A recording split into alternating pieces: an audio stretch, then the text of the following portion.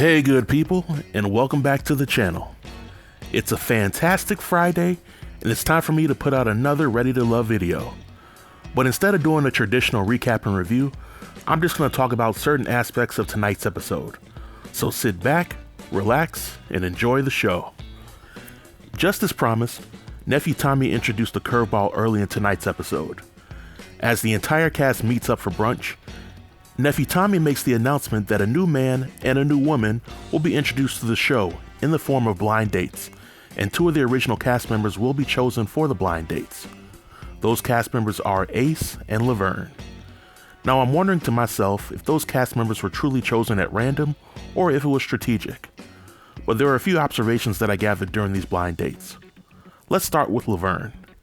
He meets the new woman named Carmen, and let's keep it real. Carmen was thicker than cold Rotel dip, but her personality didn't give me much hope that she would make it far in the process. But Carmen and Laverne seem to be vibing real well, then out of nowhere, brother Laverne offers to allow Carmen to grab his butt. And later on their date, he asks Carmen if she has any problem checking a man because he has a strong personality. Now I'm not here to say what's right or wrong, or how to tell people how to move on a show like this, but in my opinion, Laverne is giving off some red flags that would trigger some of the spider senses of the women on the show. And if he's acting this way now, I can only imagine how he acts in future episodes. And there is no way he'll be making it to the finale. And Carmen seems cool and all, but I don't see her carrying that same friendly energy and openness to communicate with all the other guys on the show, which may make her time on Ready to Love come to an end pretty soon. Now let's talk about Ace. She meets up with the new cast member named Cornelius. The good Cornelius, or shall I say Cornbread. Now Cornbread is a laid-back dude, or a teddy bear as some of the women on the show described him.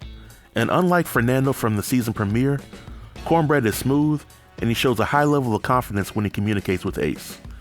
I think that their date is pretty successful, but I still see Ace as being a little too timid for this early part of the process. Now according to the previews for the next episode, there will be 2 more new cast members joining the show, which means there'll be 2 more blind dates.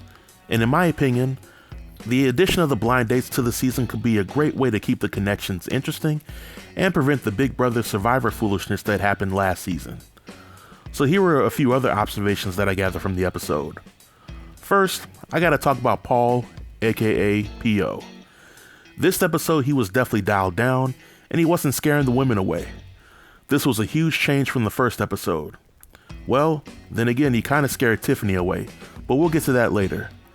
I think that if Paul continues to play it cool and he's chill, then he'll make it far on the show, but if he reverts back to being goofy, then his goose will be cooked. Now I gotta go to Dakia, and I have to say that she reminds me of Alexis from the Houston season.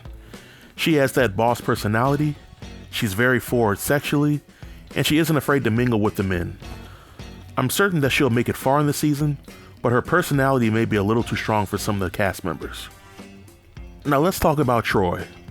It was nice to see him open up from how he was in the season premiere, but in my opinion, he was getting a little too comfortable in talking to Joy.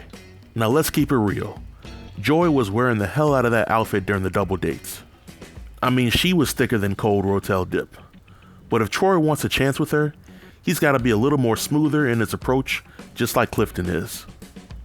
And lastly, to my surprise, Tiffany was eliminated from tonight's episode.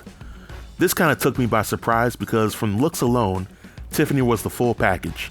And in my opinion, this competition would have been a cakewalk if she just knew how to talk to guys. But instead of learning from her mistakes from the previous episode, she doubles down on relying on her body alone to keep guys interested. And she's unapologetic about her lack of effort during the process. And to that, I say good riddance. Now I gotta be honest, when I saw last week's episode, I wasn't really sold on watching this new season at all. But after seeing this episode, I was a bit intrigued. And on a scale of 1 to 10, I would give this episode a 6. I would even go as far as to say that this episode was more entertaining than any of the episodes from the previous Ready to Love season. So I definitely look forward to seeing if the show can regain my trust and respect as the season continues. But this marks the end of my video. What did you think about this week's episode? Let me know in the comment section below, and I'll be sure to reply to each and every comment. Until next time, stay tuned and stay safe. Peace.